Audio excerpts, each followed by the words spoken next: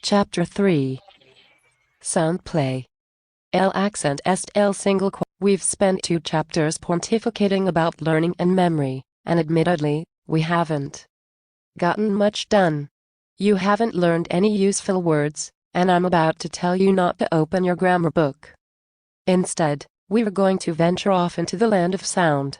We'll discuss many reasons why, but the most important is this: when you're not sure about the way your language sounds, you are stuck learning 2 languages instead of just 1.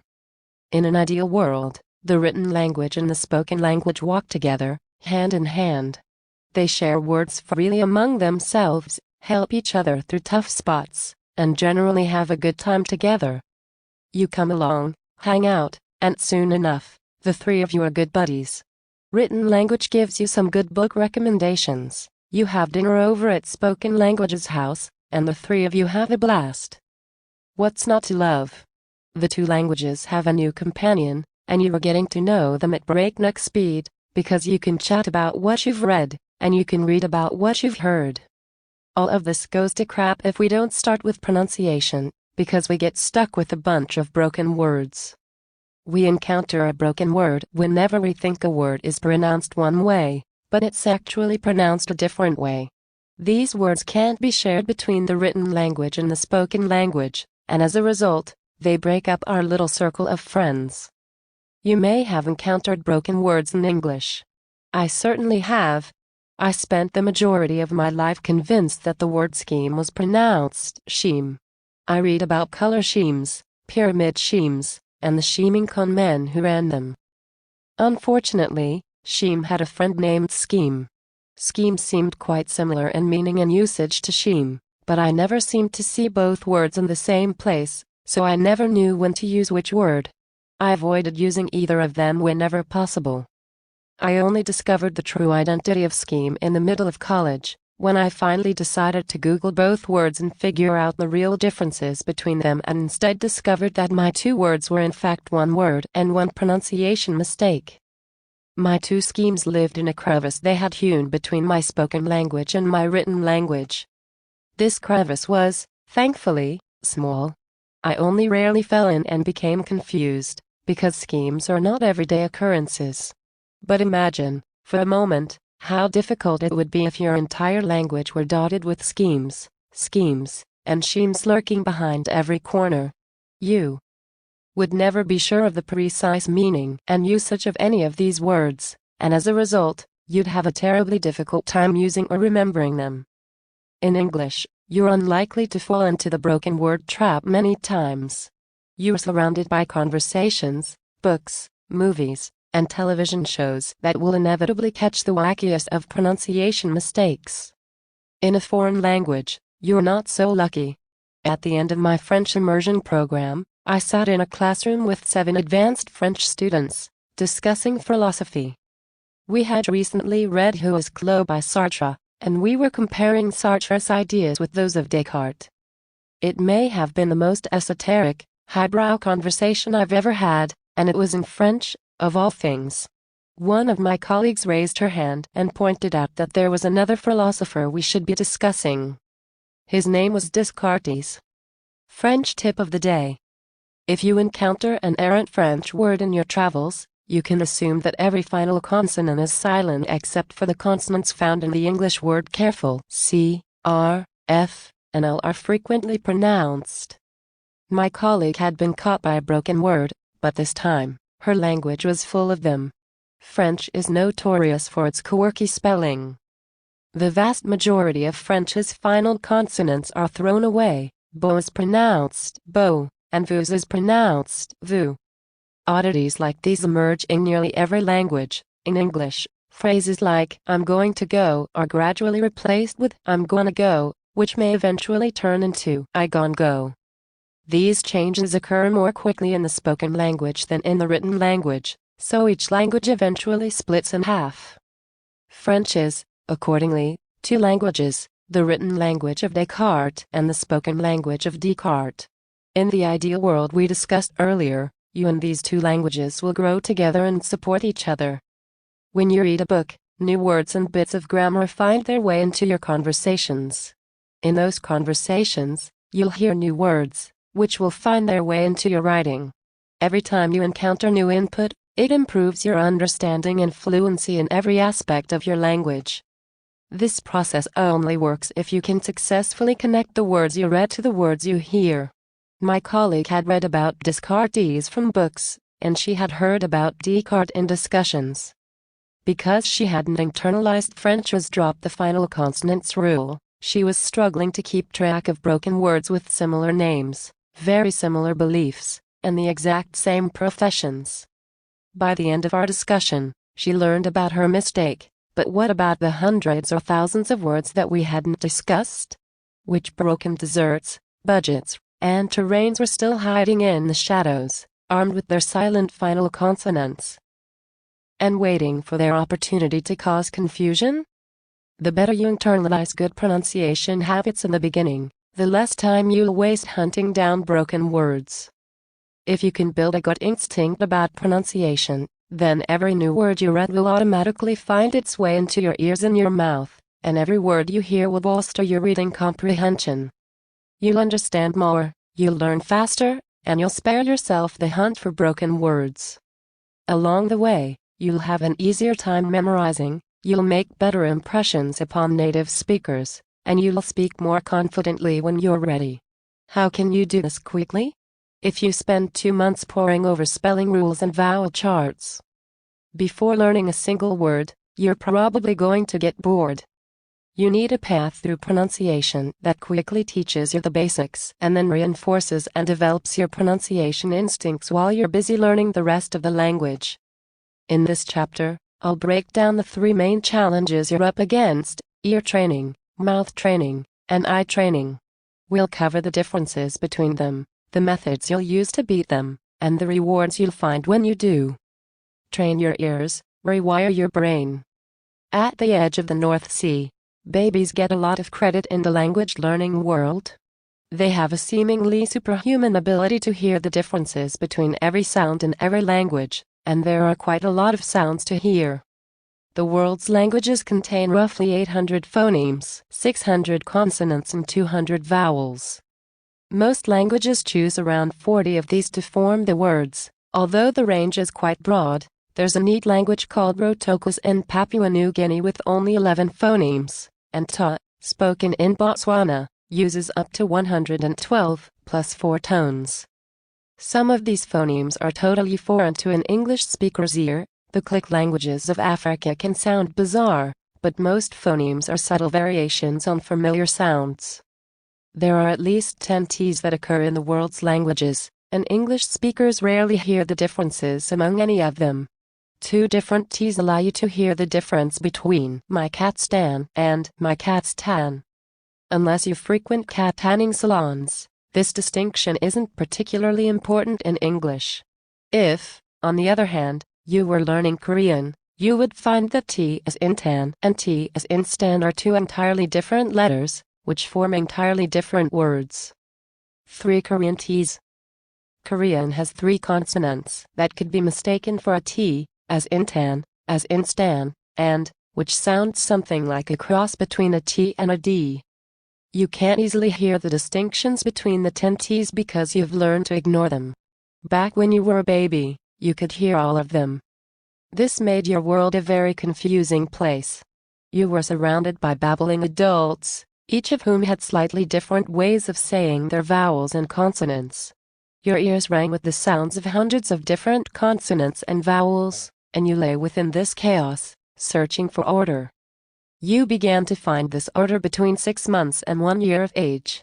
The best data we have on this process come from studies of Americans and the Japanese. By using brain scans, researchers can see whether an individual can hear the difference between any 2 sounds. An American adult listening to a monotonous rock, rock, rock, rock, lock will show a sudden spike in brain activity when lock breaks the monotony, but a Japanese adult won't show any change whatsoever. A Japanese baby, however, has no trouble whatsoever recognizing the 2 sounds, an ability that gradually vanishes between 6 and 12 months of age. What happens at this critical juncture? The baby's brain is collecting statistics. There's a smooth line that connects the letters R and L, and a consonant can fall anywhere on that line. In an American household, a typical baby will hear hundreds of slightly different consonants that tend to fall into two large piles along this line, sounds that are mostly R-like, and sounds that are mostly L-like. If you record a typical day in an American baby's life and count up those sounds, you'll see this. We tend to think of R and L as two distinct sounds, but they are not. Each consonant is a group of sounds that are roughly similar. We create these groups according to the sound environment in which we were raised. Because we don't hear many sounds halfway between R and L, we rightly decide that those babbling adults are all using variations of two consonants instead of hundreds.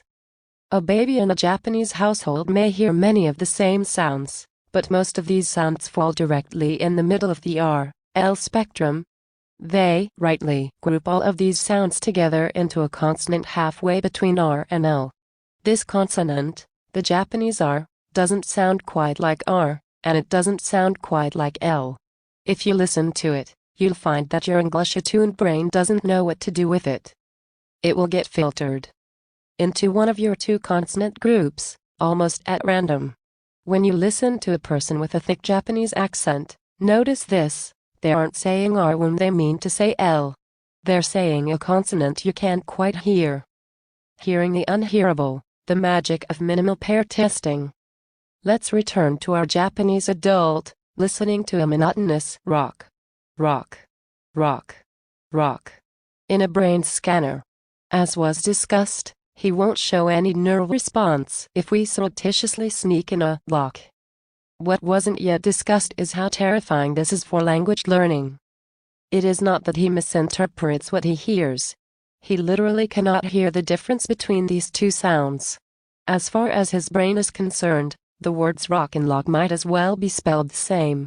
In learning English, he is fighting his own brain. How can he possibly hope to succeed? The most promising research in this field comes from a collection of studies performed at Stanford and Carnegie Mellon.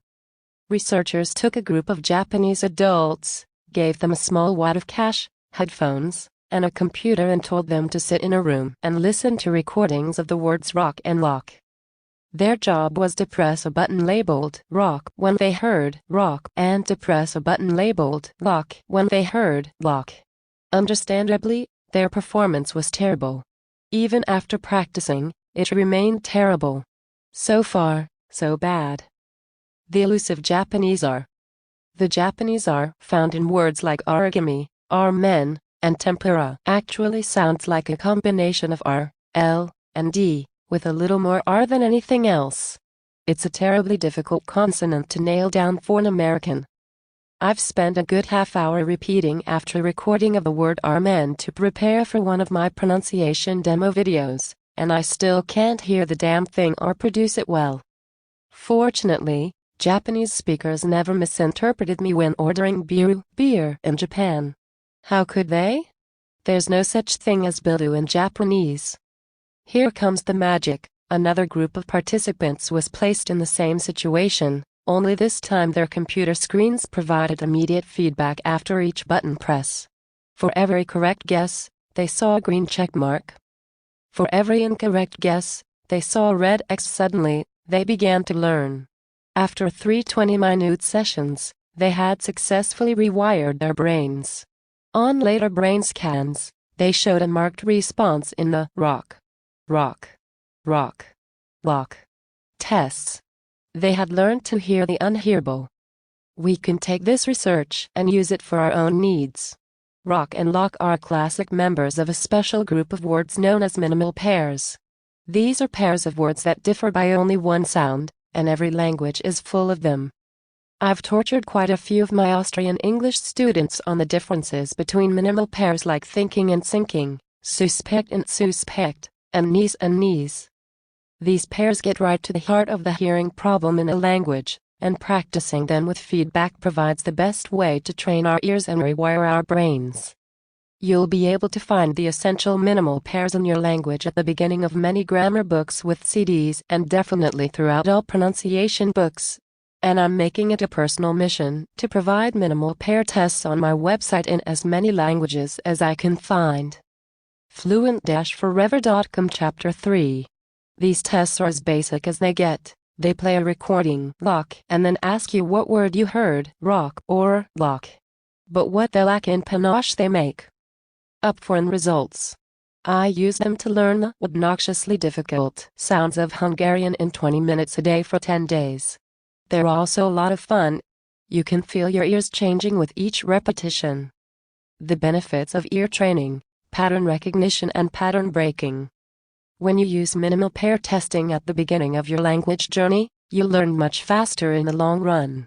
You'll have an easier time remembering new words, because they no longer sound foreign. You'll also understand native speakers better, because your ears are in sync with their speech. Instead of wasting your time correcting bad pronunciation habits, you'll be able to spend your time consuming language at breakneck speed. How does ear training cause all of this to happen? You've given yourself the ability to recognize individual sounds, but that's not the end of the story. Because you've spent time focusing on those sounds, you'll be aware of the subtle changes that occur when you string those sounds together.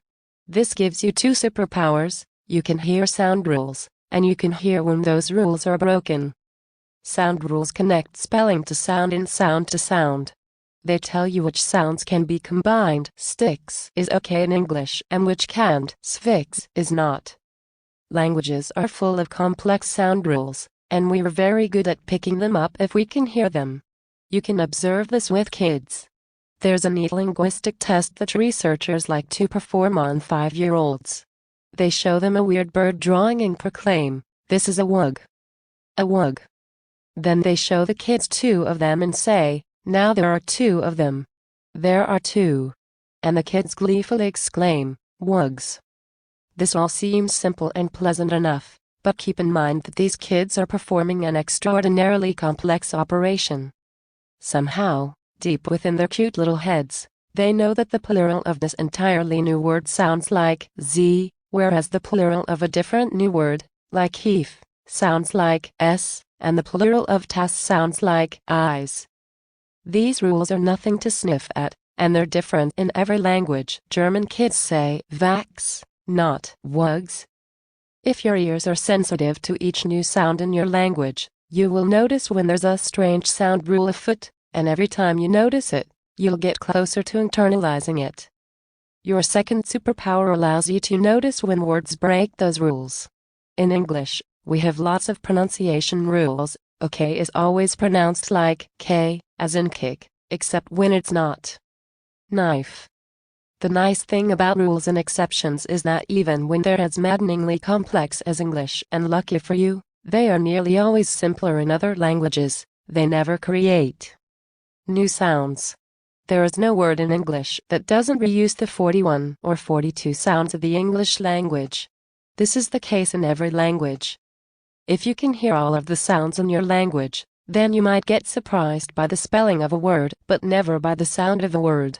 This helps you learn faster because your memory doesn't need to struggle to store some indescribable new sound. If a word like mjoder is just a combination of 6 familiar sounds, then it's no longer particularly foreign, and it won't be any harder to remember than an unusual but understandable name like Lakira. Because of this, you'll be able to memorize the pronunciation of new words accurately, which will allow you to recognize them when they're spoken by a native speaker. Poof, you've just given your listening comprehension a massive boost from the start. If you have better listening comprehension, you'll gain more vocabulary and grammar every time you hear someone speak your language. Poof, you've just boosted your vocabulary and grammar knowledge for the rest of your life. You gain all this at the expense of a few hours of minimal pair study. Now if we can learn to produce those sounds, we're in business. Key points. Your brain is hardwired to ignore the differences between foreign sounds. To rewire it, listen to minimal pairs in your target language, similar sounding words like niece and knees, and test yourself until your brain adapts to hear these new sounds. By practicing in this way, you'll be better equipped to recognize words when they're spoken, and you'll have an easier time memorizing them on your own. Train your mouth. Get the GIRL 13. Nobody cares how much you know, until they know how much you care. Theodore Roosevelt. I was recently asked the following: if I had 4 hours to prepare for a date with a Cambodian supermodel, what would be the best use of my time? Here's my answer: learn to say one phrase. Any phrase, really well. Sit on YouTube or Wikipedia for a few hours, look at pictures of mouth positions, and mimic recordings until you can sound like a native speaker for 3 seconds. It will blow her mind. An accurate accent is powerful because it is the ultimate gesture of empathy. It connects you to another person's culture in a way that words never can, because you have bent your body as well as your mind to match that person's culture. Anyone can learn bonjour in a few seconds. To learn how bonjour fits into your companion's mouth and tongue. To learn how to manipulate the muscles, the folds, and even the texture of your throat and lips to match your companion's, this is an unmistakable, undeniable, and irresistible gesture of care. To be fair, a good accent can occasionally get you in a bit of trouble. A few years ago, I went to Japan and learned a few simple Japanese phrases. I remember walking up to a lady and asking where to find the nearest department store. Her eyes opened wide, surprised by the tall lanky white guy addressing her with a half-decent Japanese accent. Then she exploded into a rapid-fire paragraph. Long answer to my question. I winced, put up my hands, and blabbered something in Japanese on the order of Japanese. I know a little is. She stopped, laughed a bit, and pointed to the left. All in all, I think developing a good accent is worth the effort, even if it makes people think you know more than you do. The alternative, a thick, non-native accent, will get you in much more trouble. Paris has a particularly bad reputation on this front. As rumor has it, a momentary bonjour will spoil your meal in any restaurant. 14. But you will see this everywhere. People with strong foreign accents are frequently treated as less adept at the language and less intelligent as a person than they are. And even if this is unfair, it is understandable. It's uncomfortable to speak with someone when you aren't sure what they're saying or whether they understand you. To try to relieve this discomfort, you may start speaking louder, using simpler words, switching to their language if you can, or avoiding the person altogether. My father inexplicably develops an exaggerated Spanish accent whenever he orders Chinese food. I like a chicken fried rice, oh please oh. We all go a little nuts when we don't feel understood. This phenomenon can screw up your language learning. You currently speak the most common language on earth. If you're trying to speak French and French people prefer to speak to you in English, you won't get the language exposure you need. Train your mouth. Let's figure out how to develop a good accent. I've frequently heard that it's impossible to perfect an accent after the age of 12. But this can't be true.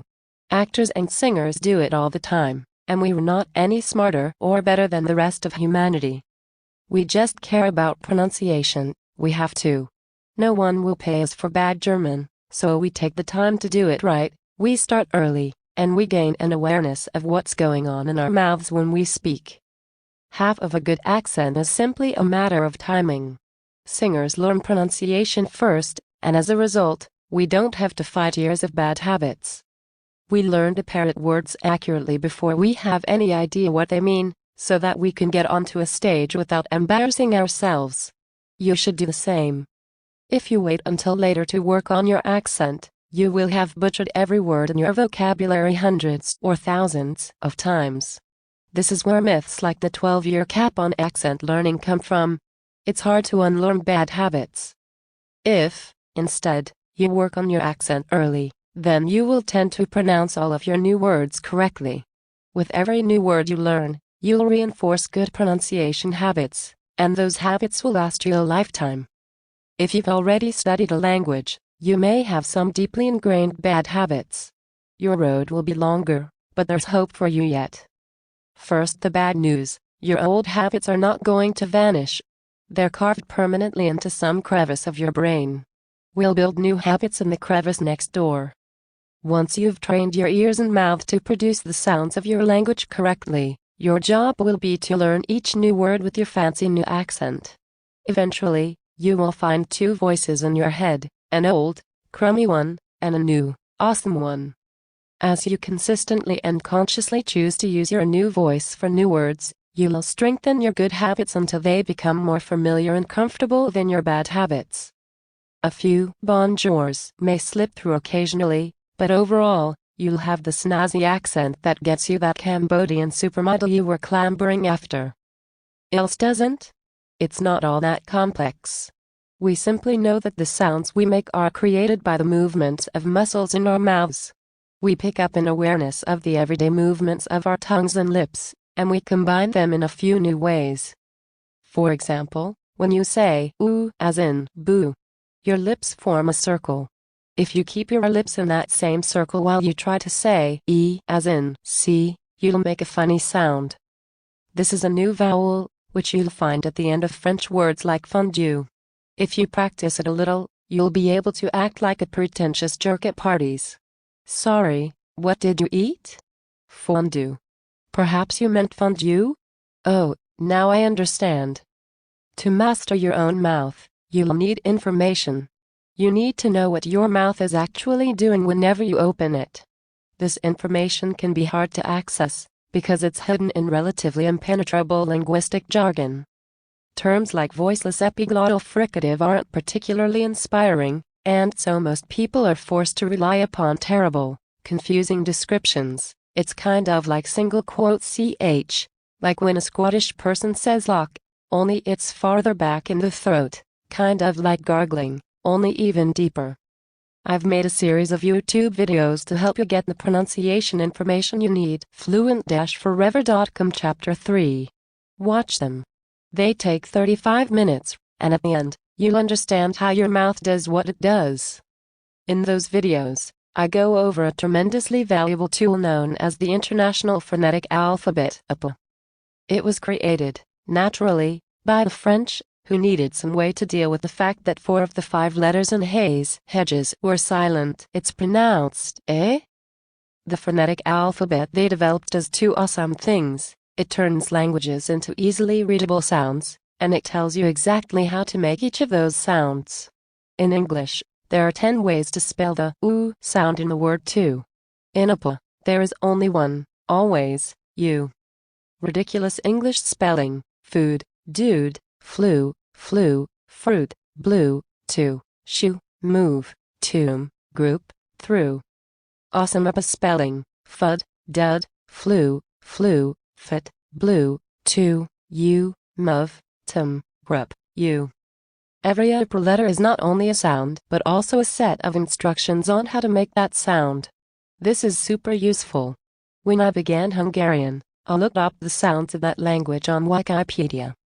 Hungarian has a few odd sounds, including, which is basically our J as in jar if you keep the front of your tongue touching your bottom teeth. I've never spoken to a Hungarian about this, and no one has ever told me to put my tongue in that weird position.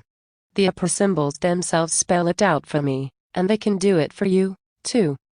There are 2 barriers in the way. The IPA is usually full of nasty technical jargon, and it uses weird-looking symbols. I can't get rid of the symbols. English uses 26 letters for 42 sounds.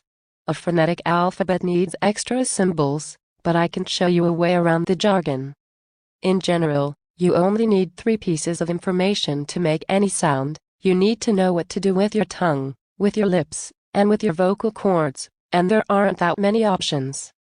Your vocal cords go on and off. That's it. It's the only difference between SSSS and ZZZZ.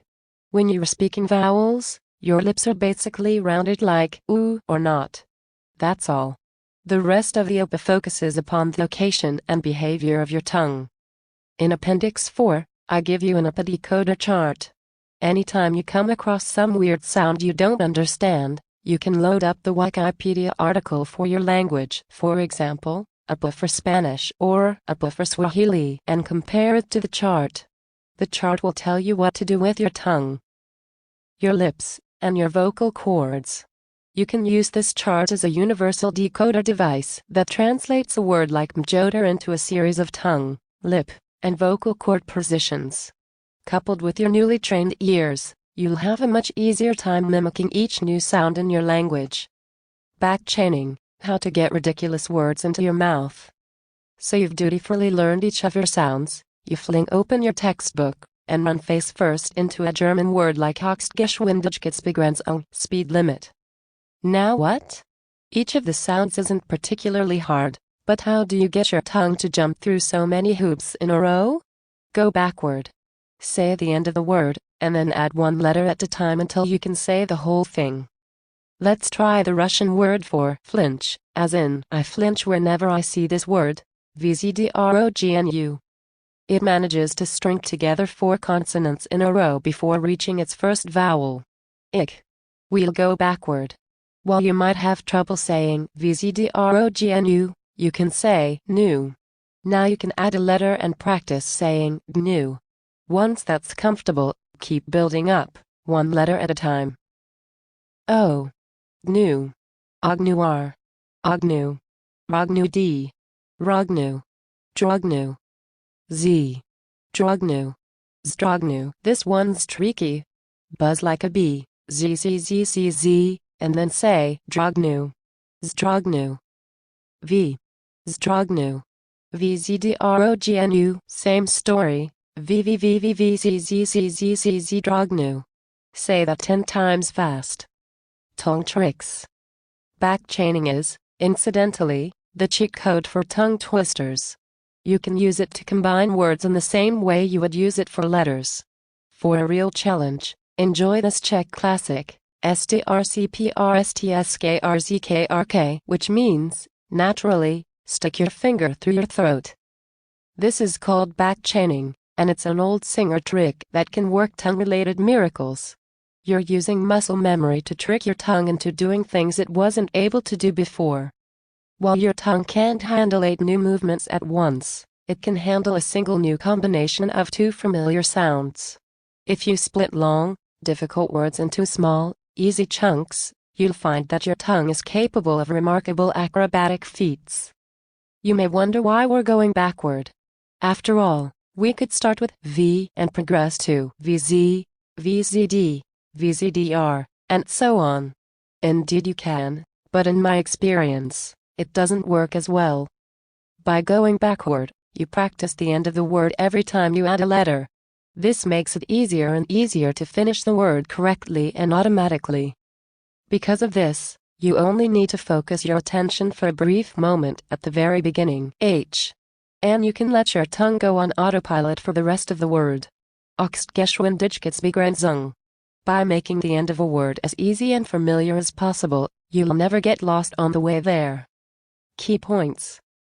Improve your accent by learning the raw ingredients, the tongue, lip, and vocal cord positions, of every new sound you need. You can find that information in the International Phonetic Alphabet, IPA. If you run into difficult combinations of sounds, backchain them together until your tongue performs automatically. Train your eyes, see the patterns. I have a spelling checker, it came with my PC. It plainly marks for my review mistakes I cannot see. I ran this poem through it, you're sure real glad to know. It's very polished in its way. My checker told me so. Gerald H. Czar, candidate for a Pulitzer Prize, excerpt. You know how to train your ears to hear new sounds, and you know how to train your mouth to produce them. But how do you know which sounds to produce? Somehow, you have to connect the writing system of your language to your mouth and ears. Now wait a second. What if you only want to speak? Kids learn languages without first learning to read. Why can't adults? We can, but it's time-consuming and expensive. Kids learn languages by listening and watching adults for thousands upon thousands of hours. Adults do this for free for their own kids, but those same adults will tend to charge you a lot of money. The written word, on the other hand, is plentiful and free. Even if you never intend to read a book in French, you can get 1,000 illustrated examples of every word in your language from Google Images. This is too good a resource to ignore. The problem with written resources is the danger of broken words, Descartes and Descartes, and this is the problem we must overcome. This challenge is different in every language, because every language shows a different degree of correspondence between its spelling and pronunciation. English is one of the worst offenders when it comes to our spelling system. It is legendary for its wackiness, but even English operates under a large set of dependable rules, which is why you can predict the pronunciation of fake words like gait, theme, and modation. Even in Chinese, a language where single characters refer to whole words rather than sounds, you'll find that the characters often contain pronunciation hints, a feature that allows Chinese native speakers and advanced Chinese students to predict the pronunciation of new characters. Every language has its patterns, and we make our job much easier if we can get those patterns into our heads. Patterns, even a 5-year-old knows that dogs are dogs and cats are cats. There is only one prerequisite to learning a new pattern: we need to notice it when it passes by. We can do this in many ways. We could listen to recordings of every new word we read, for example, but the best way to do this involves a phonetic alphabet. This is not to say that recordings aren't helpful. I think they're great, necessary, even. It's just that sometimes we need to be told what we're hearing before we can truly hear it. We've already encountered one good phonetic alphabet, the UPA, but the particular alphabet is less important than the information it conveys. Hell, you can use bonjour if you know exactly what that would sound like in a French person's mouth. 15 We're looking for a way to see what we're hearing and, equally important, what we're not hearing. Sound clues in Chinese.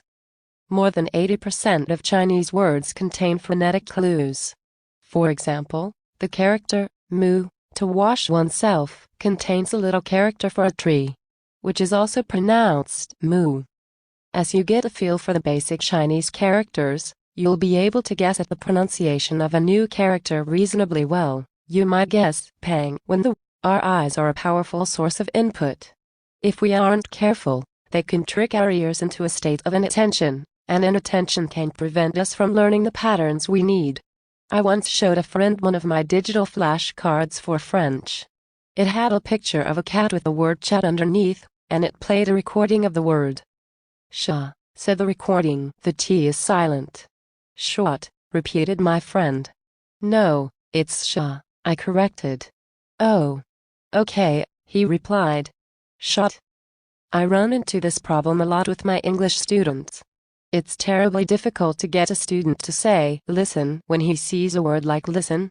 This problem vanishes as soon as I teach them a phonetic alphabet. No one pronounces the T in listen when they're reading LSN. When I learn a language, I tend to use a combination of recordings and a phonetic alphabet, at least until the little French man in my head starts sounding very French. Then I stop with the recordings and rely on my phonetic alphabet. If my language is very friendly, phonetically speaking, I'll phase out my phonetic alphabet once I'm feeling overconfident about my pronunciation. Do you need to learn a new phonetic alphabet? Not really, especially if your language has relatively simple and strict spelling rules, like Spanish or Hungarian. You can rely upon recordings instead. But even for those languages, a phonetic alphabet can make your job easier in 2 ways. It helps you to see and hear whenever a sound rule shows up, when you're reading wugs but saying wugs, and it gives you one more way to look at the same information. Because of the quirky nature of memory, this makes your task easier. By learning more, you'll work less. More is less, the learning paradox. R. Spellings in French, just R symbol in UPA, upside down R. Tongue position. We haven't even gotten to the street part. What the hell? I'm doing this on purpose, and here's why. The more you can learn about something, the easier time you'll have mastering it, and the less time you'll need over the long term. If you're trying to make the foreign sounds of your new language familiar, then your easiest, shortest path is to learn as much as you possibly can about those sounds. This phenomenon shows up in every subject.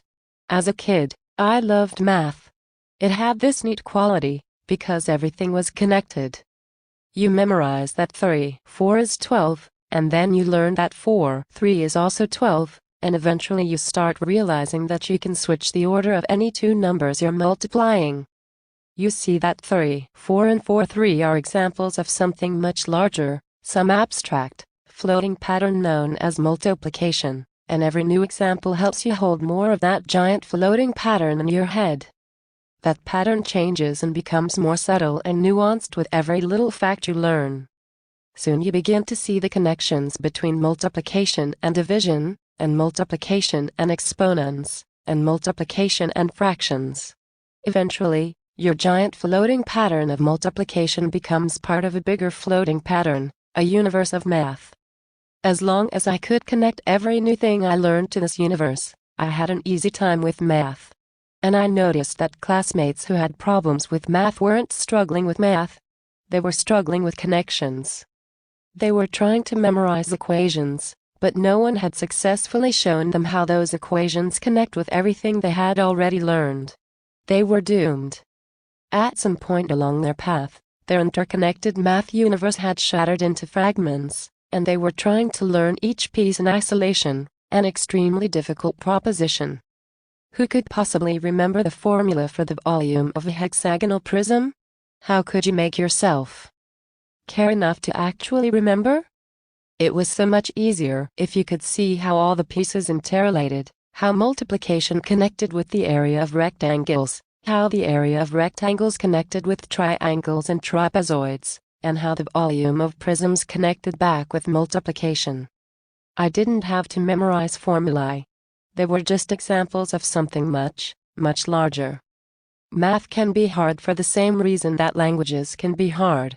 At some point, you miss a connection, and if no one goes back, takes you by the hand, and shows you that connection, then you're suddenly doomed to memorize crappy formulae. We know why this is so. We've already discussed the nature of memory. Every time we can connect two memories, we strengthen both of them. Neurons that fire together wire together. If you learn that the E grave in French is mère, mother, sounds like you've built one connection. If you then learn that the I in lait, milk, is also pronounced you've built three connections. Connects with lait, connects with mère, and lait connects with mère. These three connections are much easier to remember than your original E grave equals By adding more pieces to learn, you are making your job much easier. You're learning faster, which means less work over time. Naturally, there are limits. There is an art to building memories. It takes balance. You could spend days learning trivia about and it won't necessarily help you learn French. On the other hand, if you skipped it, and I simply told you to learn a bunch of French words, you'd be back in math class, memorizing formulae. How can you determine where more is less and where more is just more? The key is relevance. If you see something as useful, then it's worth learning. If not, then not. In Appendix 4, I give you a decoder for the entire OPA, but if your favorite textbook or dictionary doesn't use OPA symbols, then don't memorize OPA symbols, just use them for a reference. 16. If you know how to pronounce E already, and you do, then you don't need to worry about the location of your tongue. On the other hand, if a sound seems foreign and difficult, then go nuts. Learn everything. Learn its spellings, its behavior in your mouth, its relationship to the other sounds you already know. See how your textbook or dictionary notates it. Find some example words. Do whatever you can. The more you do, the less work it will be. It's magic. Key points. Every language contains a pattern of connections between its spelling and its sounds. If you can internalize that pattern and make it automatic, you'll save yourself a great deal of work. The easiest way to internalize those patterns is to use your SRS. Create flashcards to memorize every spelling pattern you need. In the process, approach foreign sounds and complex patterns from as many angles as you can, from their spellings to their sounds, even down to the individual mouth positions used for each sound. You're taking advantage of one of the stranger quirks of learning. The more bits and pieces you learn, the less work it takes to learn them. Do this now. Learn your language sound system. It doesn't necessarily take much time to learn a language's sound system. If you're learning a language like Spanish, you can listen to a few recordings, look at a few example words of each spelling in your language, and move on to vocabulary. If you're learning Arabic, you have a bit more work to do. But work is too strong a word. I find that working with sound is deeply satisfying and fun, and I don't believe that's just because I'm a singer. I think it's the other way around. Sound is the way we connect our thoughts to our bodies. We see an eagle in the sky, we turn to a companion, and our tongue flies up and forward, our lips fly open, and our vocal cords engage. Eagle. To paraphrase Rousseau, when we learn an accent, we are taking on the soul of that language. This isn't work. It's communion. Let's get communing. In the back of this book, you'll find the gallery. There you'll learn how to make pronunciation flashcards, but the extent to which you'll use them or whether you'll use them at all depends upon which path you choose. There are two basic paths through pronunciation, the standard route and the off-road route. The standard route uses published resources, either a grammar book with a CD or a special book-CD combo dedicated exclusively to pronunciation. If your grammar book comes with recordings, it likely contains a series of pronunciation lessons scattered through the book.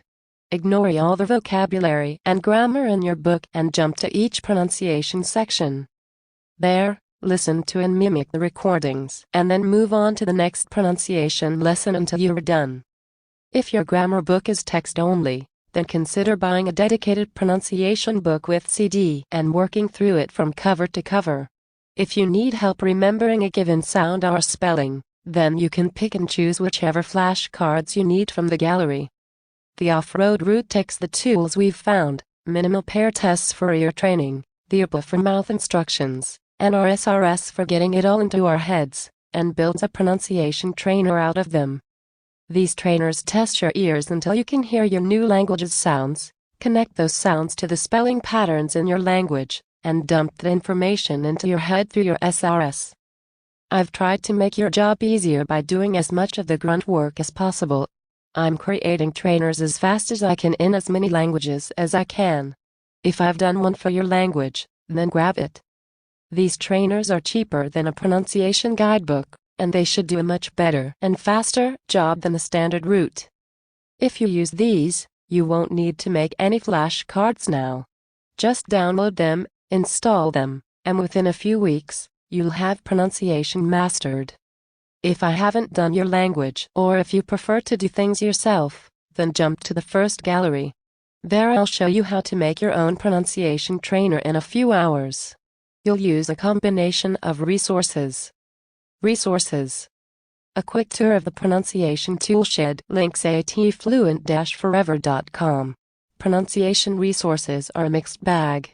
Some textbooks begin with a detailed chapter devoted to the alphabet, spelling, and sounds, with CDs brimming with individual phonemes, minimal pairs, example words, and example sentences. Other textbooks give you a passing overview, some French vowels are nasal, and move on. Here's what's at your fingertips. Forvo.com. Free, native speaker recordings of more than 2 million words in 300 languages. Once you start making flashcards, Forvo will become your best friend. If you're using Anki, put recordings from Forvo into your flashcards. If you're using a Lightner box, go through your vocabulary list at least once a week, read your newest words aloud, play their recordings on Forvo, and if you didn't sound the same, repeat until you do. Once you're consistently accurate with your pronunciation, you can stop double-checking, but until then, stick with it. There's no reason to become fluent in a badly pronounced language, because no one will speak it with you. A hint for Spike. Your request for a recording will be done more quickly if you record something in English for someone else. It's how they encourage people to record. Rhinospike.com for your recordings of sentences. Rhinospike is a handy website for native speaker recordings. You submit a text and someone will record it for you, usually within 24 to 48 hours. If your textbook has a list of minimal pairs but doesn't come with a recording of those words, you can get someone on Rhinospike to record those words for you. It's also a lovely place to get recordings of full sentences with intonation, so if your textbook has some example sentences, put them up on Rhinospike as well. Essential tool. My pronunciation YouTube series, Fluent-Forever.com Chapter 3. Go watch these. They take you on a tour of your mouth and the upper. They make pronunciation understandable, and they give you access to one of the most powerful pronunciation tools available, the upper. Essential tool. Wikipedia's UPA for Spanish, UPA for French, and so on is a tool I mentioned earlier. You can copy all of its example words for each sound, and you can use it with Appendix 4 to get mouth instructions for any weird sound in your target language. Online dictionaries. Wiktionary.org. Wiktionary is turning into a great resource for many languages, with pronunciation entries in UPA for many words. Online dictionaries. Others. Each language has several online dictionaries, some of which are excellent. I have the best ones linked on my website. Digital dictionaries with pronunciation information are extremely handy if you're using Anki. You can put in your word, copy the pronunciation information, and paste it directly onto your flashcards in seconds. YouTube contains resources of mixed and undependable quality, but I've found it particularly helpful when it comes to questions like, how do I roll my Spanish R? You're not necessarily listening to experts, but you are often listening to native speakers who have good tips. The Foreign Service Institute, FSI-language-courses.org, has 41 languages worth of free, public domain textbooks online, most of which come with MP3s, and about half of which start with a detailed pronunciation section, complete with minimal pair tests, spelling rules, and the works. These courses are old and some of them are extraordinarily boring, but many contain excellent recordings. If you can stay awake through them, you'll get all the information you need. Paid resources. My pronunciation trainers, Fluent-Forever.com Chapter 3, provide you with minimal pair tests, spelling rules, example words, and enough vocabulary to ingrain the sounds and spelling patterns of your new language in your head. They're on Anki, and over the course of using them, you'll get a sense for how Anki works, and you will be ready to make your own flashcards. Italki.com can get you in touch with native speakers, who will talk with you or train you for very small amounts of money or in exchange for an equal amount of time speaking in English. You can spend an hour going through words with them and asking them to correct your pronunciation, which can help immensely. A good pronunciation guidebook will come with a CD, provide diagrams of your mouth and tongue, and walk you through the entire pronunciation system of your language.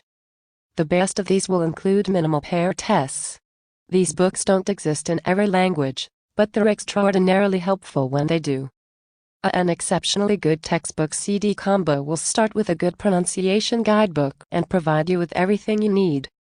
A good dictionary will give you a guide to its phonetic alphabet, which may range from a couple occasional marks to full-blown UPA or full-blown something random the publisher decided upon, and may even begin with a good discussion of the spelling rules. If you buy a physical dictionary with clear pronunciation information, then you can use it to easily browse for example words when you're making your first flashcards. For the intermediates. Some intermediate language learners get lucky. They studied with teachers who stressed excellent pronunciation habits and, as such, built a solid foundation. They have no trouble hearing the sounds of their target language, they have good pronunciation, and they've built an intuitive sense of the connections between sound and spelling. Others aren't so lucky. You'll need to do an honest assessment of your abilities. Then you can pick and choose the tools that you need. If you have trouble hearing the differences between similar sounds in your language, say, the difference between roux and roux in French, then you should use minimal pair testing too.